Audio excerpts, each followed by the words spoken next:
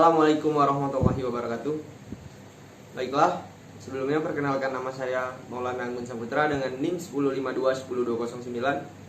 Di sini saya akan menjelaskan proses atau alur pembentukan peraturan perundang-undangan dari awal sampai akhir. Baik, langsung saja kita ke tahap penjelasannya. Di Indonesia, pembentukan peraturan perundang-undangan mengikuti alur dan proses yang diatur dalam Undang-Undang Nomor 12 Tahun 2011 tentang pembentukan peraturan perundang-undangan. Berikut adalah alur proses pembentukan peraturan perundang-undangan di Indonesia secara umum. Inisiasi. Yang pertama, inisiasi. Dimulai dengan inisiasi pembentukan peraturan perundang-undangan. Inisiasi dapat berasal dari berbagai pihak seperti Presiden, DPR Dewan Perwakilan Rakyat, DPD Dewan Perwakilan Daerah, dan atau masyarakat umum. Yang kedua, penyusunan naskah. Baik, di sini setelah tahap inisiasi, naskah awal peraturan perundang-undangan disusun. Penyusunan naskah dilakukan oleh instansi terkait atau tim ahli yang memiliki kewenangan di bidang yang relevan. Yang ketiga, harmonisasi dan koordinasi. Setelah penyusunan naskah, masuklah kita ke tahap harmonisasi dan koordinasi antara instansi terkait. Tujuan tahap ini adalah untuk memastikan keselarasan naskah peraturan dengan peraturan perundang-undangan yang ada, serta koordinasi dengan kebijakan nasional yang berlaku. Yang keempat, pembahasan di tingkat eksekutif. Jadi pembahasan di tingkat eksekutif ini adalah dalam tahap ini naskah dapat mengalami revisi, amandemen atau penambahan berdasarkan masukan dan pertimbangan dari instansi terkait. Selanjutnya, pembahasan di tingkat legislatif. Setelah pembahasan di tingkat eksekutif, naskah peraturan perundang-undangan diajukan ke DPR untuk dibahas lebih lanjut.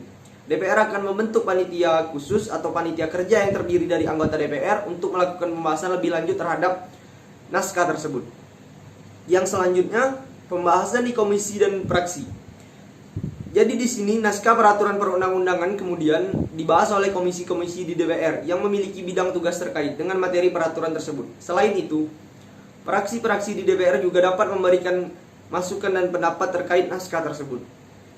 Yang ketujuh, pembahasan dan pengambilan keputusan. Setelah melewati tahapan pembahasan di komisi dan fraksi, naskah peraturan perundang-undangan dibahas secara pleno di DPR. Pada tahap ini, anggota DPR dapat memberikan amandemen atau perubahan terhadap naskah.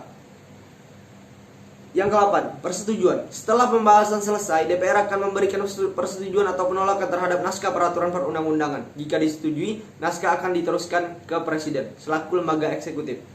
Yang ke-9, penandatanganan dan pengesahan. Presiden sebagai pihak yang berwenang akan menandatangani naskah peraturan perundang-undangan. Setelah itu, peraturan perundang-undangan tersebut dikirim kembali ke DPR untuk mendapatkan pengesahan. Selanjutnya, pengumuman dan pemberlakuan. Setelah mendapatkan pengesahan dari kedua belah pihak tersebut, peraturan perundang-undangan diumumkan dalam Lembaran Negara Republik Indonesia (LNRI) atau media publikasi resmi lainnya. Setelah tanggal diumumkan, peraturan perundang-undangan tersebut diberlakukan dan memiliki kekuatan hukum yang mengikat semua pihak yang terkait. Dan yang terakhir, evaluasi dan amandemen.